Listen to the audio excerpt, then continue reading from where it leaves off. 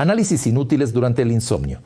Parece que cuanto más análisis entregues, más información tendrás en general, sobre la base de la cual puedes hacer un diagnóstico correcto y en particular en relación con el insomnio y tratarlo de manera efectiva. Con frecuencia no es así. Y en este video te contaré qué análisis son inútiles para hacer un diagnóstico correcto y en consecuencia tratar el insomnio. Simplemente estarás desperdiciando tiempo, energía y dinero y no obtendrás resultados que te permitan resolver el problema. Y si ves este video hasta el final, te daré una lista corta y suave de los análisis que realmente necesitas hacer. Y en realidad existen las correspondientes recomendaciones clínicas en las que se enumeran estos análisis. Y por supuesto, si surgen algunas irregularidades, necesitan ser corregidas para asegurar un sueño normal.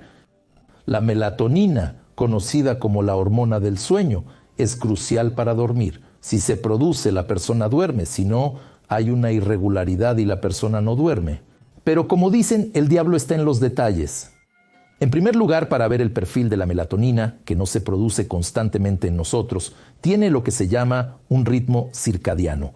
Comienza el aumento de la producción de melatonina por la noche, antes de dormir, el pico de producción en la primera mitad de la noche, luego disminuye y durante el día el nivel de melatonina es mínimo. Aquí surge la pregunta: un solo análisis no revela mucho sobre lo que realmente está sucediendo. Por lo tanto, debemos analizar el perfil de la melatonina.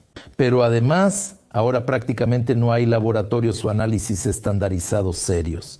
Porque el mismo análisis, si se entrega en diferentes laboratorios y tales experimentos en general se han realizado, los resultados de diferentes laboratorios fueron muy dispares. Es decir, las pruebas que detectan la melatonina, hasta ahora no son muy precisas. Lo siguiente, cada persona tiene su propio nivel de producción de melatonina y las normas también son muy aproximadas. Para algunos esto puede ser normal, mientras que para otros esto puede ser absolutamente anormal individualmente. En este sentido, los propios indicadores a menudo no pueden diferenciar la enfermedad de la no enfermedad. Por un lado, podemos ver algunos indicadores patológicos de melatonina y la persona duerme perfectamente bien, y alguien tiene melatonina normal y la persona tiene insomnio. De esta manera, no es un método muy sensible ni muy específico.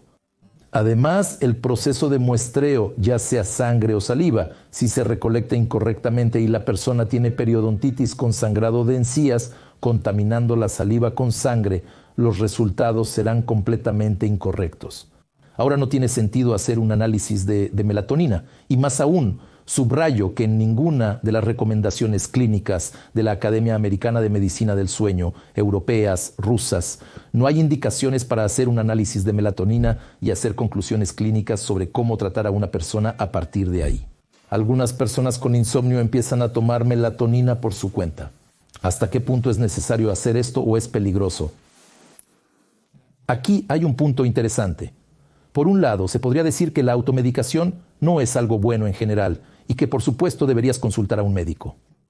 Pero por otro lado, incluso en las recomendaciones clínicas, especialmente para las personas mayores, se dice que si tienes problemas de sueño, especialmente después de los 55 años, puede haber una disminución en la producción de melatonina antes de dormir y se puede realizar lo que se llama un tratamiento de prueba. Es decir, si se prescriben medicamentos de melatonina y la persona mejora su sueño, entonces por ley a esta persona se le puede recetar melatonina.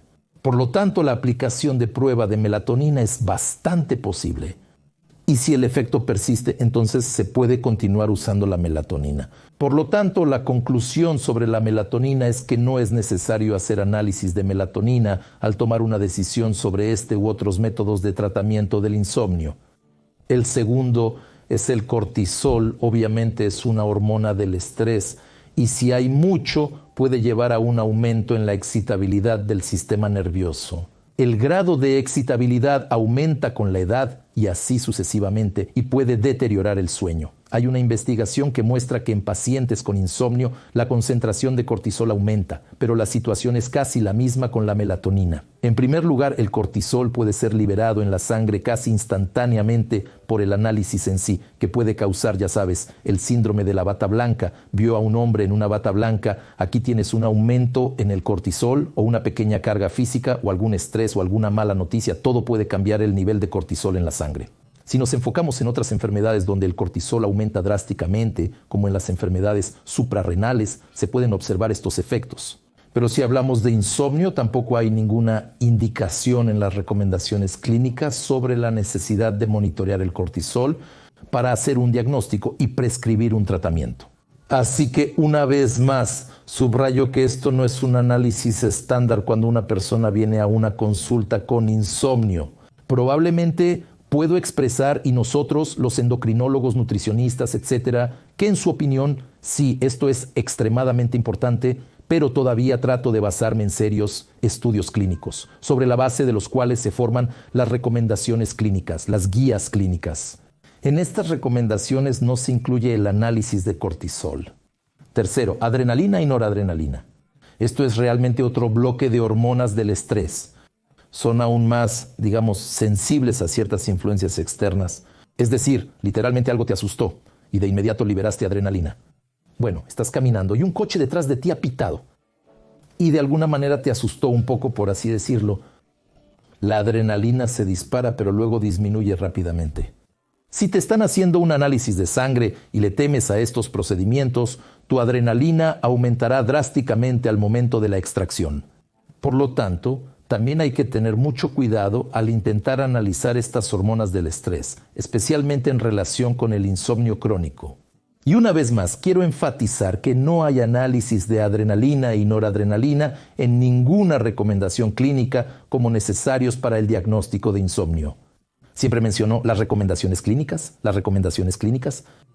Es interesante que ahora en las recomendaciones clínicas, en primer lugar, puede que ya no sea por diagnóstico, sino por tratamiento, está la llamada terapia cognitivo-conductual para el insomnio, que se dirige al tratamiento del insomnio condicionado reflejo, que de ninguna manera se basa en algún tipo de análisis.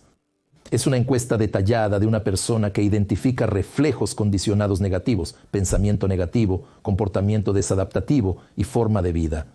Y esto se respalda simplemente con una anamnesis cuidadosamente recopilada. Y por cierto, quiero decir que el método de tratamiento más efectivo para tal insomnio condicionado reflejo es la terapia cognitivo-conductual. Implemento un programa de autor de terapia cognitivo-conductual para el insomnio que permite curar el insomnio crónico en la mayoría de los pacientes en 6 semanas, 1 mes y medio, sin usar somníferos. En la descripción de este video encontrará un enlace al programa y cómo programar una cita conmigo si sufre de insomnio crónico y desea deshacerse de él. Cuarto, quiero decir que los médicos a menudo prescriben varios análisis para virus del herpes simple, Epstein-Barr y más en la lista. Probablemente estos virus pueden deteriorar el funcionamiento de una persona, causar posibles complicaciones. Pero tampoco hay trabajos serios que demuestren que estos virus que viven en las personas pueden causar insomnio. Otra cosa importante es que anticuerpos, así llamados, debemos tomar. Tener anticuerpos significa que en algún momento la persona estuvo en contacto con este virus. Quiero decir, con el virus del herpes. De hecho, casi todos tienen el virus del herpes. Es decir, el 97% de la población está infectada con el virus del herpes. Solo el 3% tiene algún tipo de inmunidad adquirida y no tienen este virus. Y los mismos anticuerpos al virus del herpes están presentes en casi todos, al igual que en Epstein-Barr, al igual que una serie de otros virus, y esto no nos ayuda en absoluto a hacer un diagnóstico preciso. Y diré literalmente, en la última visita, una paciente vino a mí que comenzó a tener insomnio hace 1 año después de un estrés. Y le hicieron análisis de virus y durante casi 1 año le administraron interferones, algunos antivirales y así sucesivamente. Luego comenzaron a tratar su intestino porque también comenzaron los problemas. Y el insomnio, como estaba, así se quedó. En general todo se atribuyó al estrés y la depresión.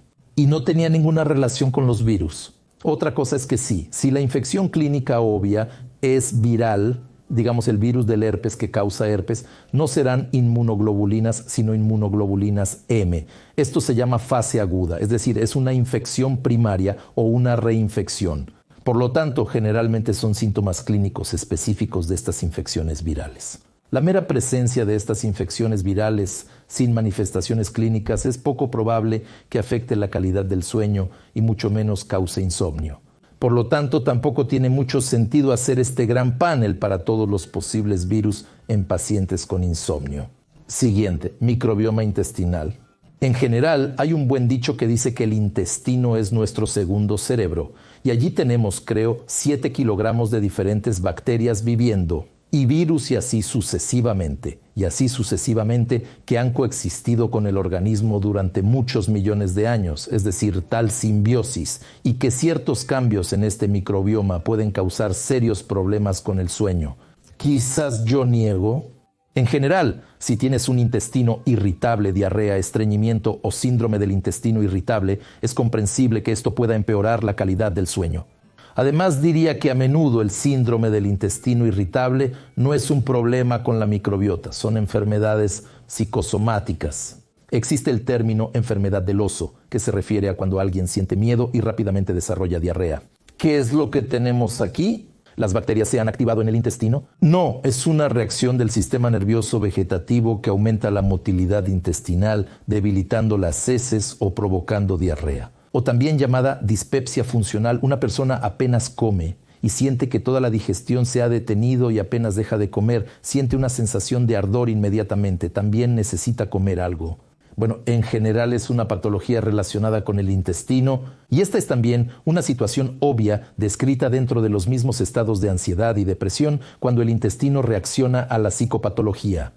Pero para que el microbioma por sí solo determine si una persona duerme o no, no hay trabajos serios que lo demuestren. Y una vez más, enfatizo que tampoco hay indicaciones en las recomendaciones clínicas de que se deba investigar el microbioma intestinal y diagnosticar trastornos del sueño basándose en ello. Si has tenido la experiencia de entregar esta enorme cantidad de análisis, a veces cientos de diferentes análisis, por favor, escribe en los comentarios qué te tomaron, cómo analizaron, lo más importante, qué conclusiones sacaron. En este sentido, diré, quizás desviándome un poco del tema del insomnio, que hay un problema con los nutricionistas cuando toman una gran cantidad de análisis y ven algunos cambios en los parámetros, pero aún no está del todo claro a qué conduce el cambio de este parámetro, pero todos intentan compensarlo. Y a la persona se le prescriben 20, 30, 40 medicamentos a la vez. Y existe el concepto de polipragmasia. Esto es cuando se prescriben muchos medicamentos al mismo tiempo. En general, se considera que si a una persona se le han prescrito más de 5 medicamentos al mismo tiempo, cómo interactuarán entre sí es absolutamente incomprensible. Y si se prescriben más de 10 medicamentos al mismo tiempo, el riesgo de efectos secundarios o alguna interacción negativa entre los medicamentos a menudo supera los beneficios de usar estos medicamentos. Es una cosa si un médico integrativo serio prescribe algo, pero a veces los nutricionistas que han ido a estudiar durante 2 meses y luego prescriben 100 o 50 análisis y luego 40 medicamentos. Aquí, por decirlo suavemente, es un enfoque incorrecto desde el punto de vista de la posible corrección de algunas deficiencias en el cuerpo humano. Y dije que te hablaría sobre los análisis que deberías tomar de manera integral y, en general, pueden afectar significativamente la calidad del sueño o empeorar el sueño o llevar al insomnio. Primero que nada, es un análisis de sangre general, es un análisis bioquímico estándar de sangre, es un análisis de sangre para la vitamina del grupo de hierro y ferritina, porque es obvio que la deficiencia de hierro causa insomnio, así como otros parámetros. Y también un análisis de las hormonas de la glándula tiroides, porque tanto el hipertiroidismo puede causar insomnio como el hipotiroidismo, la disminución de la función de la glándula tiroides, también puede llevar a trastornos del sueño, en particular al desarrollo de ronquidos y apnea. Es decir, en general no es un volumen tan grande de análisis, aunque sí necesitan ser entregados porque si se detectan algunas irregularidades, es obvio que esto puede empeorar la calidad del sueño, causar estos u otros trastornos del sueño, o incluso, digamos, el mismo ronquido, apnea o síndrome de piernas inquietas y movimientos periódicos de las extremidades durante el sueño. como por ejemplo la falta de hierro, claramente provoca que las extremidades comiencen a moverse durante el sueño y esto puede llevar al desarrollo de insomnio grave. En general, quiero subrayar una vez más que es necesario abordar todo de manera sensata y basarse efectivamente en algunos parámetros de la medicina basada en la evidencia, las guías clínicas en las que se presenta esta lista de análisis. Puedes ver directamente en la pantalla qué análisis es aconsejable hacer para entender principalmente, excluir algunos problemas somáticos que pueden llevar a trastornos del sueño. Específicamente en mi canal, proporciono estos videos informativos para que entiendas mejor qué problemas de sueño pueden surgir. Suscríbete a mi canal, hay muchos videos útiles sobre cómo mejorar el sueño, cómo combatir los trastornos del sueño y cómo garantizar la higiene y la calidad del sueño en general. No olvides hacer clic en el timbre para no perderte mis nuevos videos interesantes.